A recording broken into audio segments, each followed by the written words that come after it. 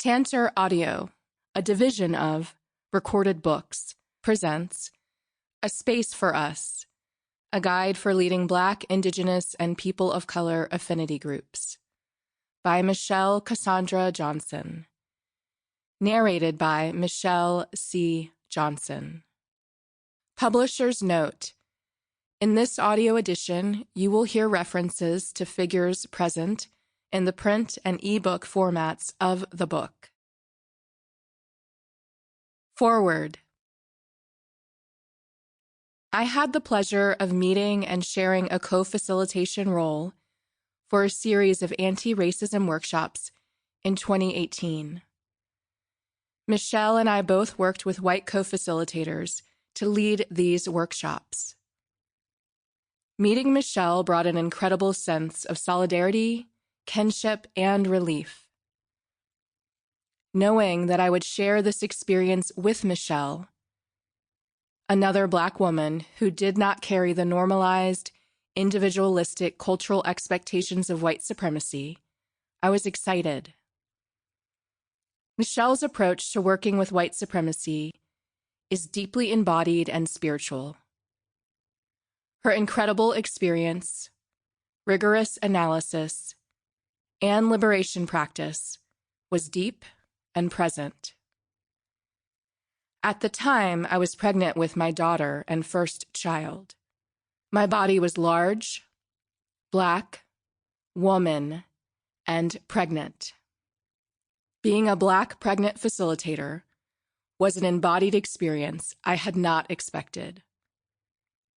I realized almost daily that my body was not only taking up more space than normal, but that I had a body. And this body was holding the energy of racial trauma. In the time that I shared this role with Michelle, we must have held the hearts and spirits of thousands of bodies. While facilitating this workshop series, my trauma response triggers came in response to the pain and dissociation that I witnessed in the experiences and lives of hundreds of people of color. At that time, we were holding space for racial affinity groups for all of the people of color who participated in our workshops. We were to make space for reflection and recovery for all of the employees who were BIPOC, Black, Indigenous, or people of color. In many spaces, the heartbreak of this racialized trauma is not allowed to take up space. These are the rules of white supremacy culture, the dominant culture of all institutions in life, unless it is named and worked with. My work for many years prior to this experience followed an intellectual, robotic way of being. I learned to thwart my emotions to maintain emotional comfort. My internalized racial trauma was present and untended. I was not able to act out this emotionally avoidant survival skill in my pregnant body. The stakes were too high. I felt a level of hypervigilance that I had never known. This was a trauma response. My body was trying to play out an experience of historical, personal, or collective racial trauma. Today, like Michelle, my liberation practice is steeped in embodied and spiritual ecology and practice. Michelle's voice is always with me, especially as I actively engage embodying skills that emerge from slow and conscious practice. When working with the body, we can recognize the deep well of resources we can tap into as a way to transmute the toxic, embodied responses to white supremacy. White supremacy is a system that works through the body. The body is weaponized through whiteness. For Black, Indigenous, and bodies of culture, white supremacy takes up all of the space until it is disrupted. It is relentless and persistent. As a culture, it reproduces itself in all areas of social life and relationships. It claims dominion and ownership over spaces and bodies. Resmaa Menakem, author of My Grandmother's Hands, Mending the Wounds of Racialized Trauma, says that the white body is the standard by which all bodies are measured, and any other body is a deviation from that norm. This puts the Black body at the greatest deviation from that standard. This structural and persistent institutional hierarchy places all people of color opposition to themselves and each other. When asked why bodies of culture, people of color, need non-white spaces, Minicum says, racialized spirit murder is structural to white virality and supremacy. It is not episodic. It is persistent. We must develop reprieve space to nurture our own emergence away from the white gaze. The daily onslaught of pain is embodied as physical, psychological, psychic pain. It steals the dignity of bodies of culture. It leaves spiritual injuries from childhood that carry on through adult life and are passed down for generations through the expression of our DNA. Legal scholar Patricia Williams coined the term spirit murdering to argue that racism is more than just physical pain. Racism robs people of color of their humanity and dignity and leaves personal, psychological, and spiritual injuries. Racism is traumatic because it is a loss of protection, safety, nurturance, and acceptance. All things children need to enter school and learn, writes Bettina Love in We Want to Do More Than Survive. As a beekeeper and tender, Michelle's spirit is connected with cosmic pollinators. She has the awareness of the needs of the hearts and bodies of culture and color. She knows what medicine we need for healing. We need spaces where our bodies have the ability to settle from the threat of historical, intergenerational, and institutional violence. We need places to remember ourselves, our dignity, and our sovereignty. We need spaces that allow for our testimony and sharing to be met with deep care, not to replay the story of trauma and remain stuck, but to work with the body's inner well of resources, which allows us to metabolize the pain and move it out of the body. With this room in our nervous systems and our body's threat level lowered, we can retain culture, remember our bodies and spirit. We need spaces for tender and slow grieving. We need spaces for telling our stories away from the white gaze, spaces for healing the wounds of horizontal oppression that cause separation between people of color steeped in the waters of anti-Black racism. We need places to experience unconditional joy and love for ourselves. We need places to reclaim the cultural elements that have been stolen, lost, forgotten, and erased, including language, earth-honoring traditions, and ritual. A space for being and practicing soul-healing rituals. I find healing possibilities and kinship with Michelle. Michelle is a guide and a holder of the spaces we need to reclaim our dignity and humanity. Erin Trent Johnson, coach, facilitator, storyteller, and curator of the Black Mama Body Experience. Introduction, my favorite part. I attended my first Dismantling Racism training in 1999. At the time, I was working as a clinical social worker at a high school and served on the boards of directors of many nonprofits, including the North Carolina Lambda Youth Network. The organization sent all of its board members to Dismantling Racism training. At a time when these trainings weren't readily available, social media blasts about performative allyship were non-existent, and the collective consciousness about the insidiousness and horror of white supremacy and racism hadn't been raised via numerous videos of Black people being murdered by the police. I arrived in Charleston, South Carolina, on a plantation where 60 people would gather over the course of a long weekend to deepen their understanding of personal institutional, and cultural racism. It felt odd to be on a plantation while engaging in anti-racism work, and also interesting. The ghosts of my ancestors who were enslaved and their slave masters were with us mingling together as the truth about racism surfaced. I found myself in a room full of people.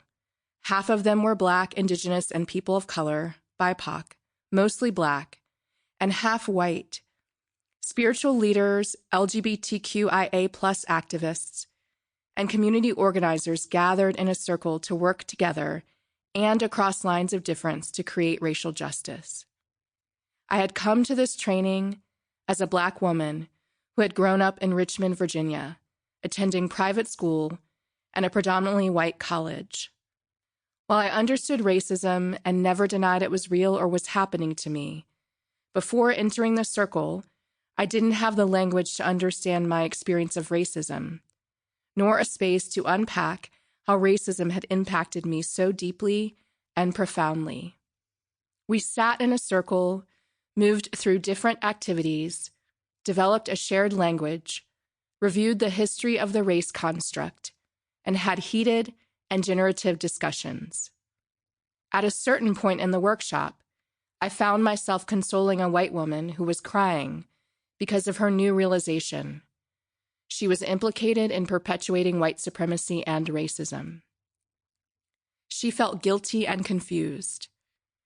White supremacy had duped her, too, making her believe she was unique and special just because, not because of the fact that she benefited from white privilege and was afforded opportunities, wealth, access, and validation because of her whiteness.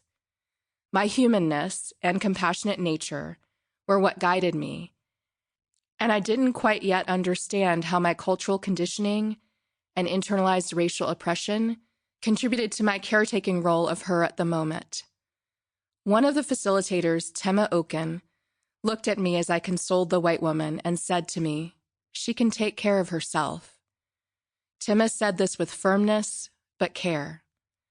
I was a bit confused, and it took a little while for me to truly understand what was going on. Yes, part of my reaction stemmed from my compassionate heart, but part of it was definitely from the conditioned response that dominant culture and whiteness had taught me to take care of white people, protect their feelings, and make them feel comfortable. As part of the training, we separated into groups by race. There was a white caucus and what was then called a people of color POC caucus. When this idea was introduced to me, immediately before we went to our caucuses, I was a bit uncomfortable. I didn't understand the purpose of separating, and I believe I was also wondering about how we would come back together. I knew we weren't having the same experience of living in a white supremacy culture, and I was confused about what we would talk about in a POC caucus that would be different than what would be talked about in the white caucus. I also sensed deep discomfort from some of the other participants, both white and BIPOC, in the training. So much of racial injustice comes from separation, isolation, othering, and division, yet we were asked to separate once again.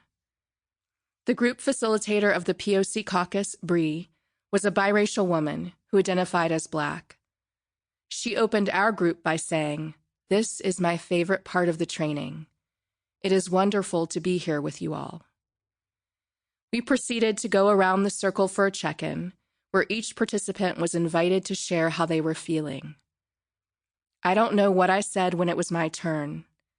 I have no recollection, because I believe I was in deep study, investigating the makeup of our group, which included people from various racial and ethnic backgrounds, while listening to people's anger, sadness, and frustration about how systemic racism affected them. The POC caucus was the first time the concept and experience of internalized racial oppression were introduced to me. It was defined as the way BIPOC people internalize negative messages from the dominant culture about being BIPOC. Self-doubt, self-hate, powerlessness, hopelessness, addiction, violence, and depression manifest as a result of internalization. It was further discussed as a manifestation of white supremacy and racism, which might cause BIPOC people to oppress themselves or other BIPOC people due to what dominant culture has taught them about who they are and what it means to be a BIPOC person. Last, it was discussed as the way BIPOC people perpetuate racial oppression against themselves and others, replicating the divide and conquer strategy of white supremacy, furthering a divide among BIPOC people, and in turn allowing white supremacy to thrive. Upon my hearing this definition of internalized racial oppression, things started to click in place in my mind, body, heart, and spirit. I finally began to understand why I wore my hair straight, code switched, and dressed the way I did. I understood why, when I saw other BIPOC people, I would at times have negative feelings toward them, or worse, blame them for their circumstances and suggest they could do better, when in actuality, they were up against a system designed to undo them. I understood why my mother sent me to a private school because she thought I would get a better education. She sent me to this school and would also send me to places such as church camp or a ballet class where Black people were the only people in attendance. I was made fun of time and time again in these spaces for talking white, dressing white, and thinking I was white. I understood that I believed white was better because white supremacy had taught me so, and made me believe assimilation was the answer. While holding these things in my mind, as puzzle pieces started to come together and click into place, I also knew that injustice was real, and that whole groups of people were discriminated against for identities they embodied. I knew that I had been discriminated against for my race by white people. I was aware that there wasn't a level playing field, and I was angry at how BIPOC people were treated. I knew I had a role and work to do to fight oppression, and I was committed to making change in my community and beyond. The duality of sitting with how I had perpetuated racial oppression against other BIPOC people and myself, and being committed to fighting for racial justice, created dissonance inside me. I sat in the POC caucus with a lot of questions about how I had been conditioned and trained to be as a Black person by culture, my mother and family, my white friends, my white partner, and the Black children I grew up with, who would make fun of me because I didn't fit the stereotypical image of what it meant to be Black.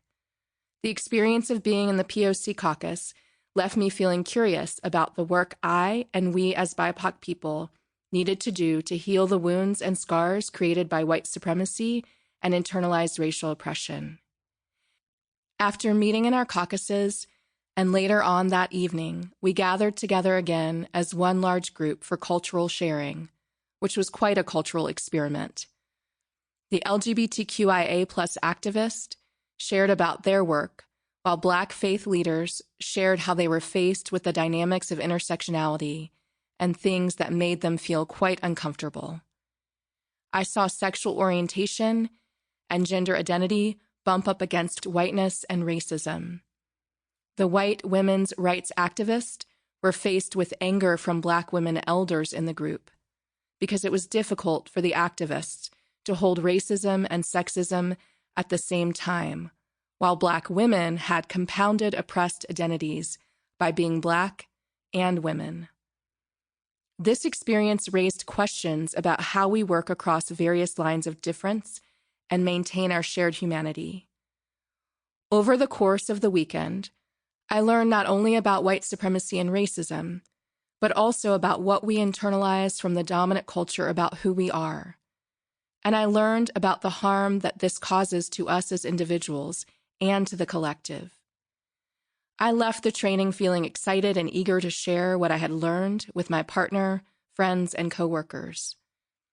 I went back to work on Monday feeling like a layer of who I was had been exposed, because I understood more about who I was in terms of race. I forgot that the rest of the faculty at the high school had not attended the workshop, and therefore hadn't had the same experience. It felt disjointed to want to share new information about the world, white supremacy, and racism while not having a place to share it. Time passed, and I noticed that the curiosity I continued to experience about the training was significant. I felt compelled to learn more from the facilitators about how to become a dismantling racism trainer. I followed up with Tema and Bree. I met with Tema in Durham, North Carolina, and we talked about what it might be like for me to train up as a dismantling racism trainer. After my meeting with Tema, she introduced me to Kenneth Jones, another trainer and the co-founder of ChangeWorks, an organization that led anti-racism trainings in communities and organizations. Kenneth's fire, passion, and humor sold me on becoming a dismantling racism trainer. For a couple of years, I attended countless dismantling racism trainings, observing, taking notes, and learning about facilitation in emotionally charged places. I sat in caucuses and witnessed what it was like to come back together as a large group after having been separated by race. I facilitated sections of the training curriculum, and after a while was able to co-facilitate with our team of trainers. I remember the first time I co-led a POC caucus with Kenneth. Bree's words came back to me.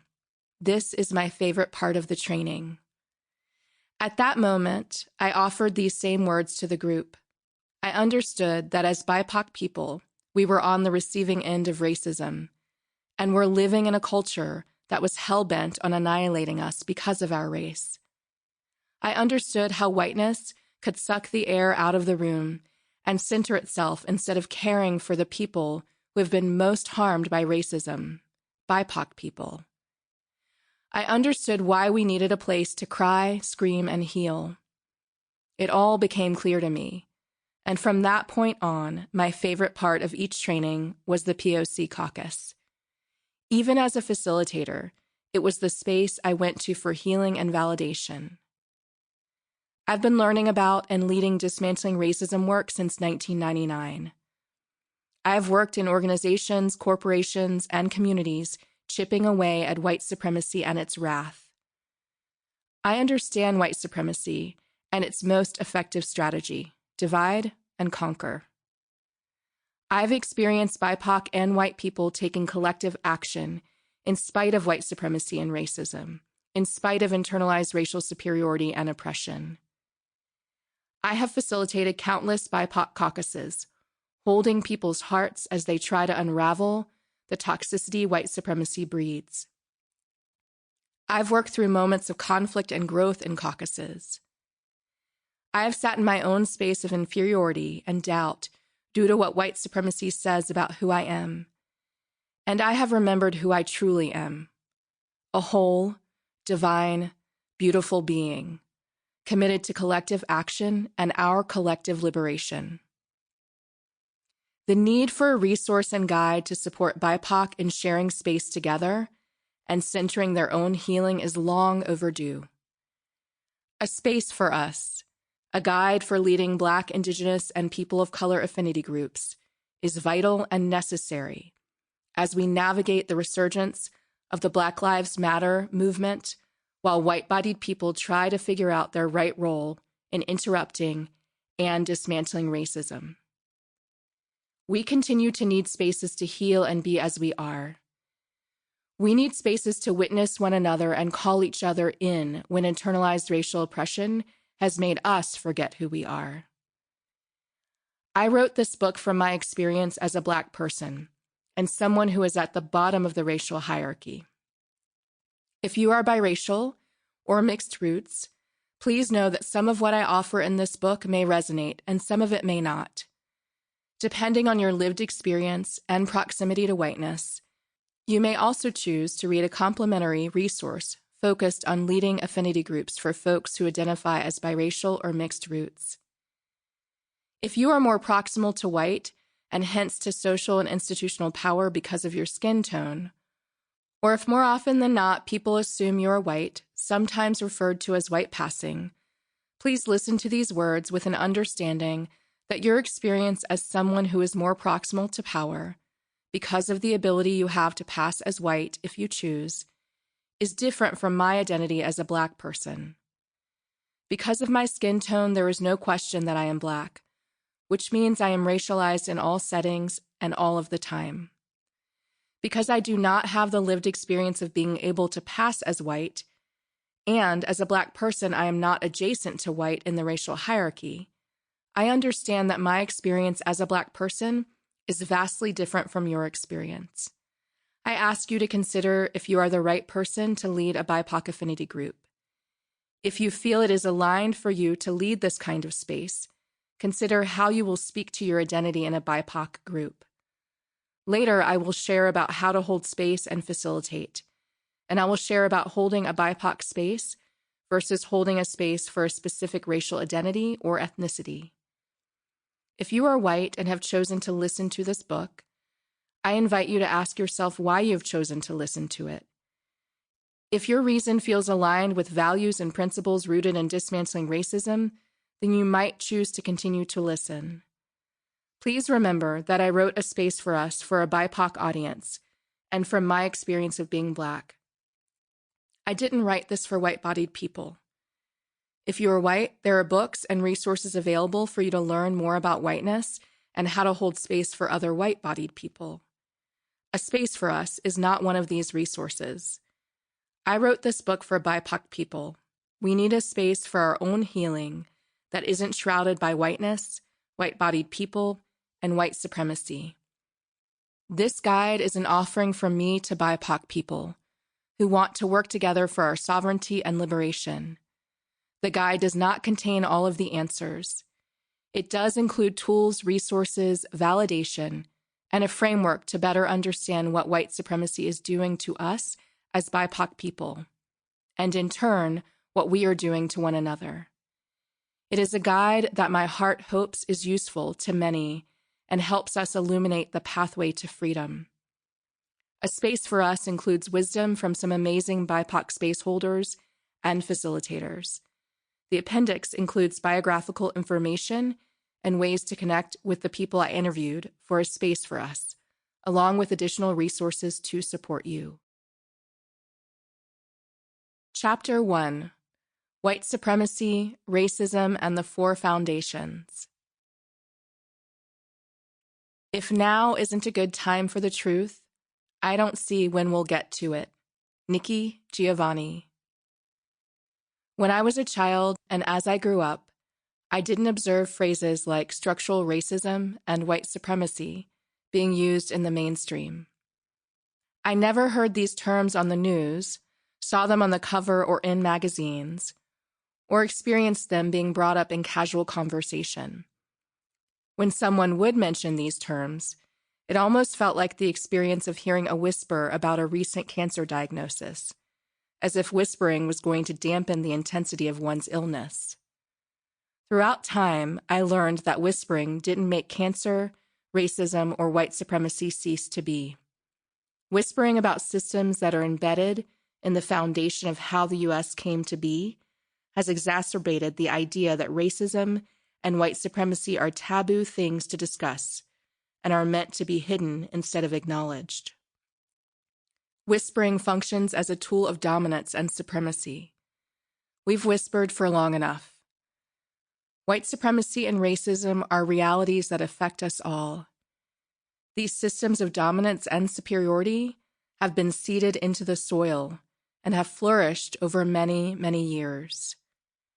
It is time for us to dig and turn the soil so that white supremacy and racism are not buried further into the layers of the earth.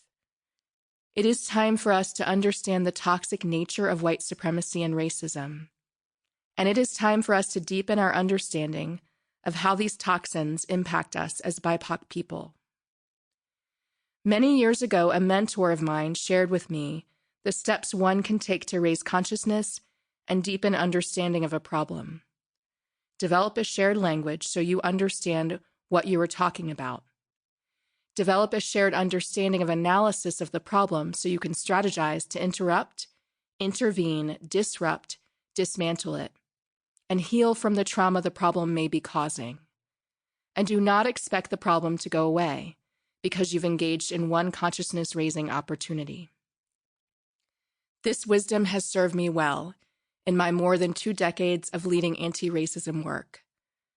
Shared language and analysis are the way I level set, as I lead people through a consciousness-raising process. It is Sample complete. Ready to continue?